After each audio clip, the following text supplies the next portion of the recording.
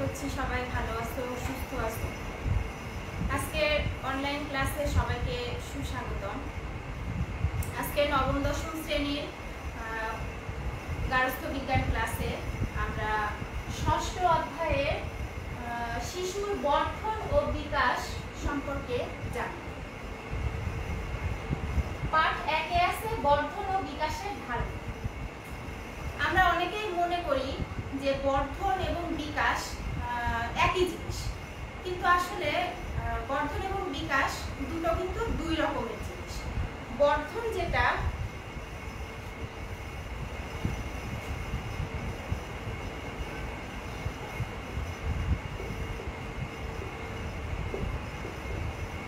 Growth আর বিকাশ হচ্ছে development.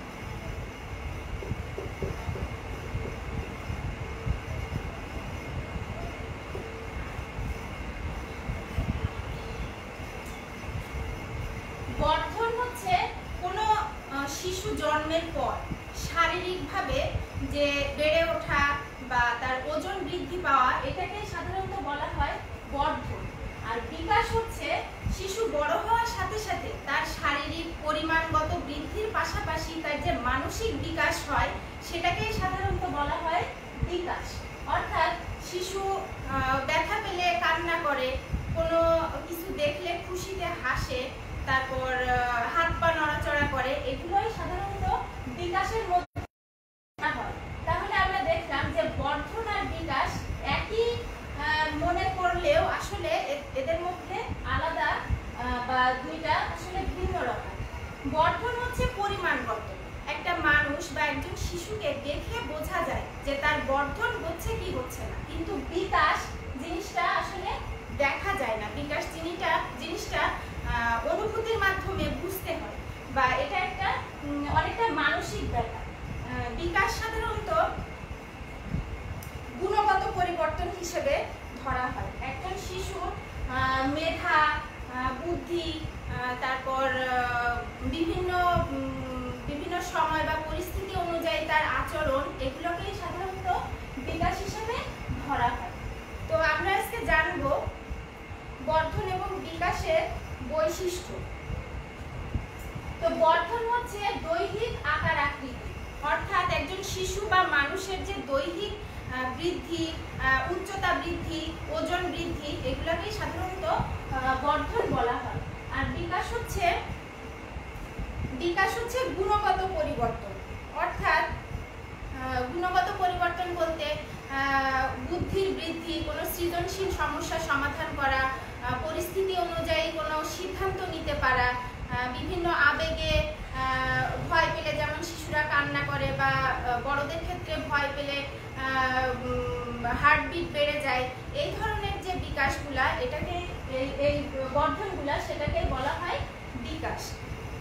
বর্ধন মানব জীবনে নির্দিষ্ট সময় পর্যন্ত চলে, সাধারণত 25 বছর পর্যন্ত মানব দেহে বর্ধন হয়, কিন্তু বিকাশ একেবারে জন্মের শুরু থেকে মৃত্যু পর্যন্ত মানব দেহে বিকাশ চলতে থাকে। অর্থাৎ এই বিকাশের কোনো শেষ নাই। এই বিকাশের ক্ষেত্রে দেখা যায় যে প্রথম দিকে, জীবনের শুরুর দিকে অর্থাৎ শিশু বয়সে এটার গতি থাকে ঊর্ধ্বমুখী, এবং মধ্য বয়সে এটার গতি থাকে মন্থর অর্থাৎ ধীর, এবং বৃদ্ধ বয়সে থাকে হচ্ছে নিম্নমুখী। অর্থাৎ কৈশোরে যেমন বোঝার ক্ষমতা বা গুরুত্বপূর্ণ চিন্তা করার ক্ষমতা বাড়ে, আবার দেখা যায় বৃদ্ধ বয়সে চিন্তা করার ক্ষমতা, তারপর অন্যান্য শারীরিক শক্তি বা কানে শোনার ক্ষমতা, এগুলো কি সব আস্তে আস্তে ধীরে ধীরে কমতে থাকে। অর্থাৎ বৃদ্ধ বয়সেও বিকাশ হয়, কিন্তু বিকাশ যতটুকু হয় তার থেকে ক্ষয়ের পরিমাণটা বেশি হয়। এই বৃদ্ধি এবং ক্ষয় দুইটাই হচ্ছে বিকাশের অন্তর্ভুক্ত। এখন আমরা জানবো বিকাশের ক্ষেত্রগুলো কি, অর্থাৎ কোন কোন ক্ষেত্রে মানব দেহে বিকাশ ঘটে।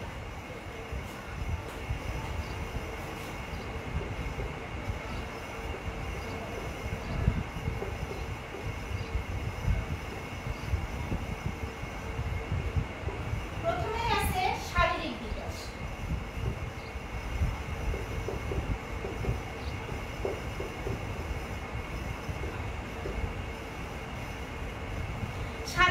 বিকাশ অর্থাৎ দেহের বিভিন্ন অঙ্গ প্রত্যঙ্গের বৃদ্ধি, উচ্চতা বৃদ্ধি, ওজনের বৃদ্ধি, এগুলা সবই শারীরিক বিকাশের অন্তর্ভুক্ত। এরপর আছে বুদ্ধিবৃত্তীয় বিকাশ।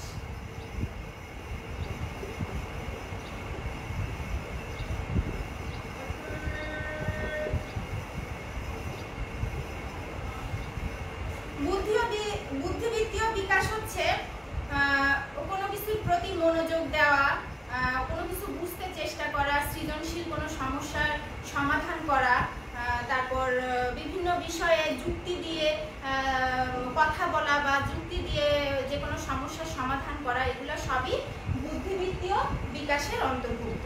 এরপর আছে সঞ্চালনমূলক বিকাশ।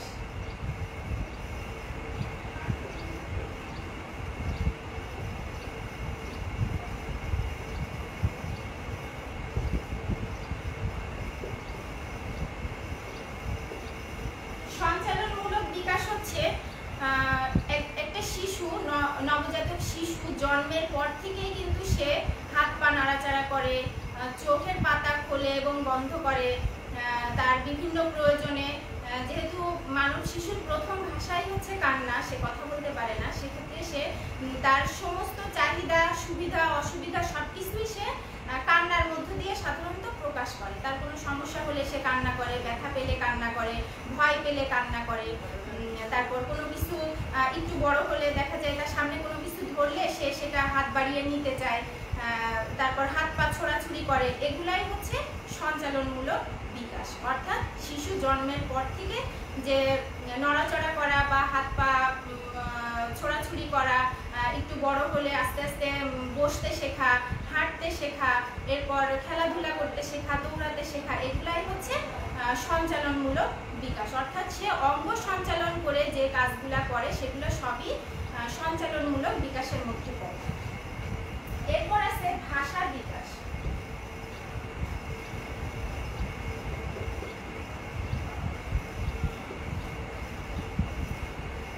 একজন শিশু যখন জন্মগ্রহণ করে সে প্রথমে কথা বলতে পারে না, আমরা সবাই জানি, শুধুমাত্র কান্না, হাসি, এর মাধ্যমেই সে তার আবেগগুলো প্রকাশ করে।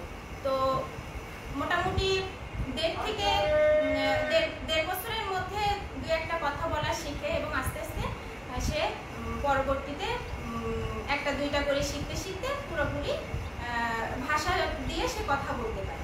তো এই যে ভাষার বিকাশ, এই ভাষার বিকাশ সাধারণত মাতৃভাষা, অর্থাৎ বাবা মায়ের মুখে যে ভাষা সে শোনে বা পরিবারের সদস্যদের মুখে যে ভাষা শোনে সে সেই ভাষাই সাধারণত সে শেখে এবং সেটাতেই সে কথা বলার চেষ্টা করে।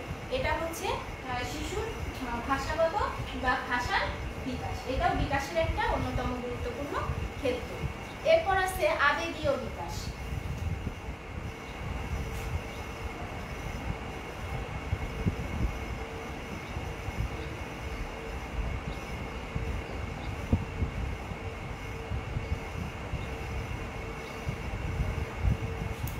আবেগীয় বিকাশ হচ্ছে আমরা বিভিন্ন ধরনের বিভিন্ন সময়ে বিভিন্ন পরিস্থিতিতে আমরা যে আচরণগুলো করি, যেমন ভয় পেলে আমরা আমাদের শরীরের পশমগুলো সোজা হয়ে যায়, হার্টবিট বেড়ে যায়, তারপর আনন্দ পেলে আমরা অনেক জোরে হাসি বা উল্লাস করি, তারপর পরীক্ষা বা এরকম কোনো মানে টেনশনের কোনো কিছু থাকলে আমাদের দুশ্চিন্তা হয়, আমরা দুশ্চিন্তায় দেখা যায় যে অনেকের ঘাম হয়, মানে আরো বিভিন্ন ধরনের সমস্যা সৃষ্টি হয়। এই যে বিভিন্ন ধরনের পরিস্থিতিতে আমাদের যে অবস্থাগুলো তৈরি হয় বা যে আচরণগুলো আমরা করি, এটাকেই সাধারণত বলা হয় আবেগীয় বিকাশ। শিশুরাও কিন্তু ঠিক একই রকম, তারা ব্যথা পেলে কান্না করে, কোনো কিছু দেখলে হাসে, বা হচ্ছে আনন্দদায়ক কিছু বুঝলে বা বাবা মাকে অনেকক্ষণ পর কাছে পেলে কি তারা অনেক খুশি হয়। এই যে বিভিন্ন ধরনের অনুভূতি, এই অনুভূতিগুলোকেই বলা হয় আবেগীয় বিকাশ। এই আবেগীয় বিকাশের একটা অন্যতম গুরুত্বপূর্ণ ক্ষেত্র। এরপর আছে সামাজিক বিকাশ।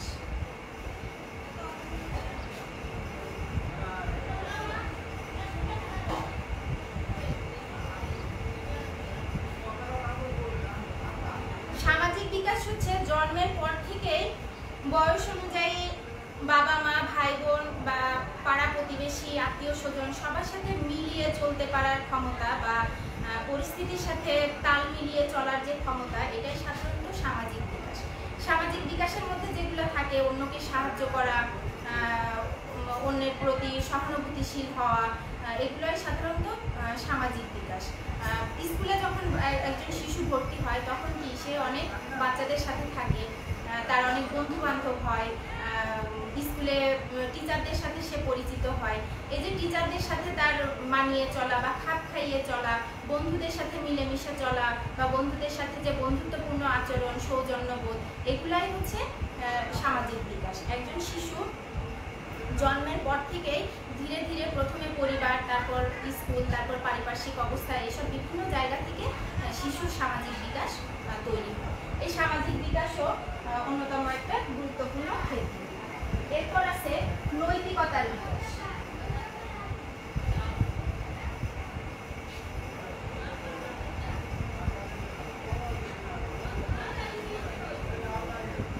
নৈতিকতার বিকাশ, নৈতিকতার বিকাশ হচ্ছে সামাজিক রীতিনীতি বা ধর্মীয় বিধিনিষেধ এইগুলা মেনে চলা এবং এইগুলা শ্রদ্ধা করে চলাকেই সাধারণত নৈতিকতার বিকাশ বলা হয়। যেমন মিথ্যা কথা না বলা, অন্যের ক্ষতি না করা, তারপর বৃদ্ধ বা বয়স্কদেরকে সম্মান করা, তারপরে শিক্ষকদের সম্মান করা, এগুলা সাধারণত নৈতিক বিকাশের মধ্যে পড়ে।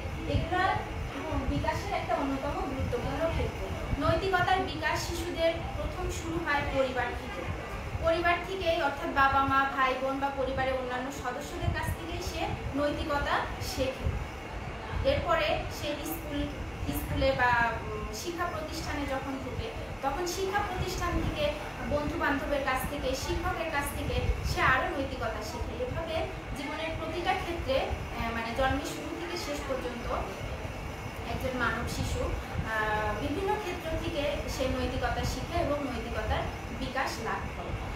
তো আজকে আমরা বিকাশের স্তরগুলো, বিকাশের ক্ষেত্রগুলো দেখলাম। শারীরিক বিকাশ, বুদ্ধিবৃত্তীয় বিকাশ, সঞ্চালনমূলক বিকাশ, ভাষার বিকাশ, আবেগীয় বিকাশ, সামাজিক বিকাশ এবং নৈতিকতার বিকাশ।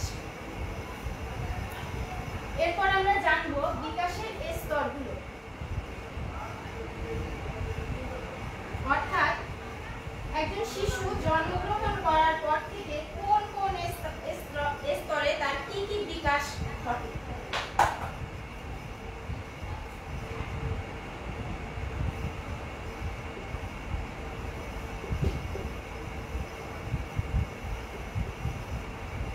তো বিকাশের স্তরের প্রথমেই আছে জন্মপূর্ব স্তর, অর্থাৎ নবজাতক শিশু জন্মের পূর্বে মাতৃগর্ভে 280 দিন বা 40 সপ্তাহ যে সময়টা থাকে, এই সময়টাকে বলা হয় জন্মপূর্ব কাল বা প্রিন্যাটাল পিরিয়ড।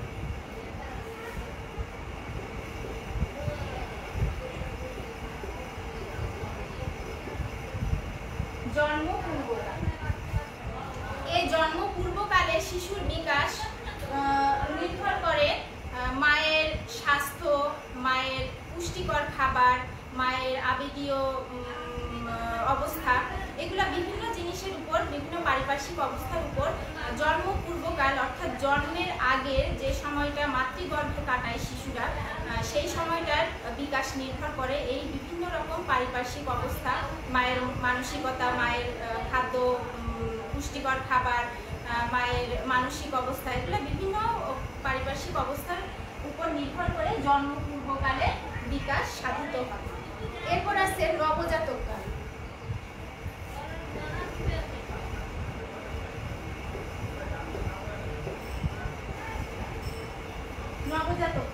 নবজাতক কালের সময়সীমা হচ্ছে জন্ম মুহূর্ত থেকে 2 সপ্তাহ পর্যন্ত। জন্ম মুহূর্ত থেকে 2 সপ্তাহ পর্যন্ত সময়কালকে বলা হয় নবজাতক কাল। এই সময়ে শিশুরা সাধারণত হাত পা নড়াচড়া করা, কান্নাকাটি করা, এই ছাড়া এর বেশি কিছু আসলে করতে পারে না। এরপরে আছে অতি শৈশব ও টডলার যুগ।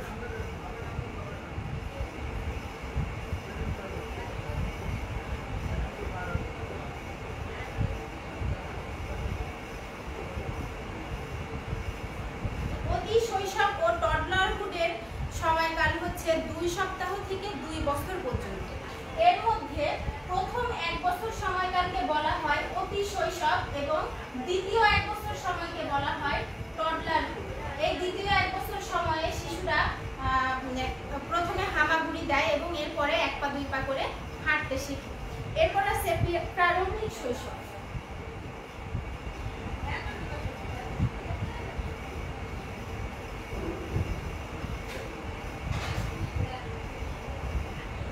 প্রারম্ভিক শৈশবের সময়কাল হচ্ছে 2 বছর থেকে 6 বছর পর্যন্ত। এই সময় দেখা যায় শিশুর গঠন অনেকাংশে কমে যায়। বেশিরভাগ সময় দেখা যায় শিশুর খাবারে অনীহা সৃষ্টি হয়, শিশুর ওজনের তুলনায় লম্বা অনেক বেশি হয়। প্রারম্ভিক শৈশবকাল এই সময়কালকে অনেকটা স্কুলে যাওয়ার বা শিক্ষা প্রতিষ্ঠানে যাওয়ার পূর্ব প্রস্তুতি হিসেবে এই সময়কালটাকে বলা হয় প্রাক প্রাথমিক বিদ্যালয়গামী শিশু বলা হয় এদেরকে অনেকটা। তো এই প্রারম্ভিক শৈশবের শুরুতে বাচ্চারা অনেক নতুন নতুন কিছু শিখতে পারে, যেমন শিক্ষা প্রতিষ্ঠানে ঢোকার আগে যে পড়াশোনা সম্পর্কে কিছু ধারণা পাওয়া, বিদ্যালয়ে যাওয়ার পূর্ব প্রস্তুতি, এগুলো সম্পর্কে ধারণা অর্জন করে। এরপর আছে মধ্য শৈশব।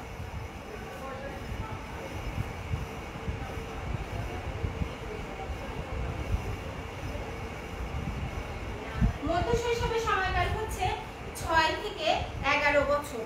এই সময়ে ছেলেমেয়েরা তাদের নতুন পরিবেশ সম্পর্কে জ্ঞান অর্জন করে, নতুন খেলার সাথী তৈরি করে, তারপর মিলেমিশে বন্ধু বা সহপাঠীদের সাথে বিভিন্ন প্রতিযোগিতামূলক খেলায় অংশগ্রহণ করে। এটাও বিকাশের অত্যন্ত গুরুত্বপূর্ণ একটা স্তর। এরপর আছে বয়ঃসন্ধি বা কৈশোরকাল।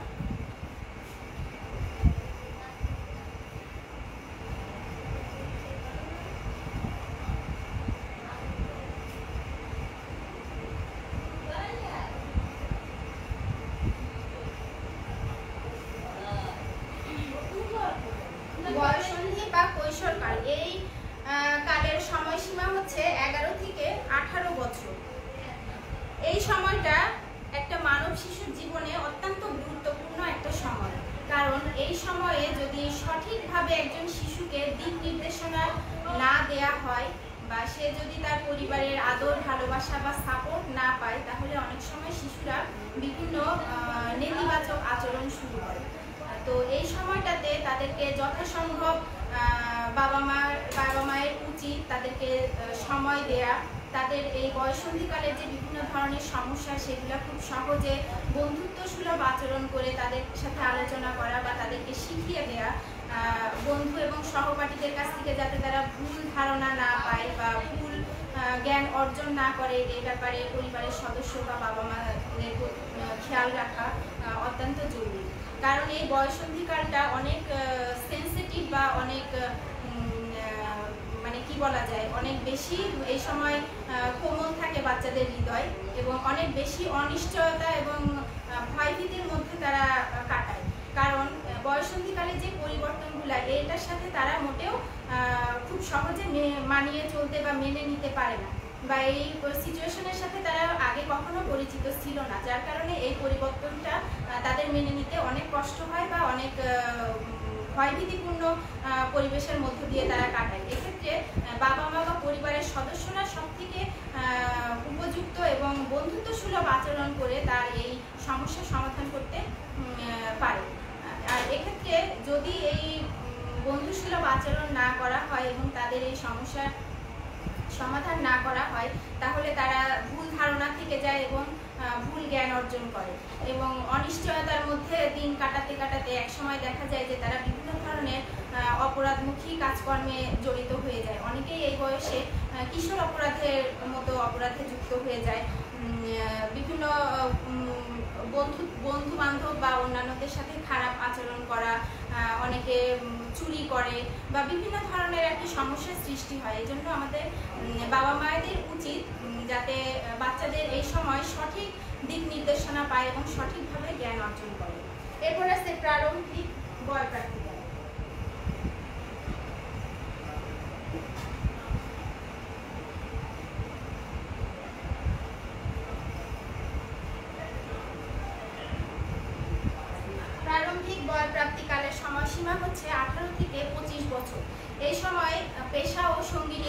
জন্য অত্যন্ত গুরুত্বপূর্ণ একটা সময়।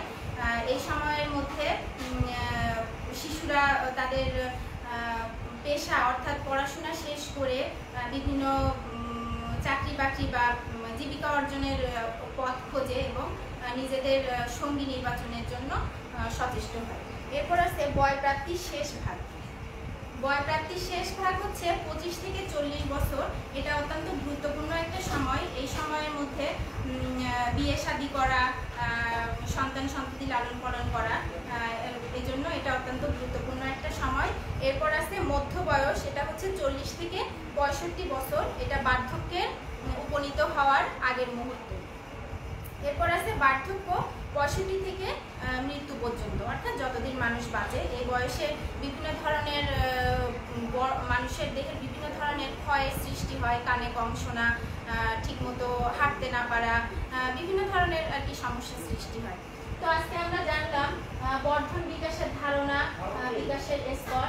তো এর পরের ক্লাসে আমরা জানবো বিভিন্ন ধরনের বিকাশমূলক কার্যক্রম। তো আজকে এ পর্যন্তই। সবার শারীরিক সুস্থতা কামনা করে শেষ করছি। সবাই ভালো থাকবে, সুস্থ থাকবে এবং প্রয়োজন ছাড়া বাড়ির বাইরে বের হবে না।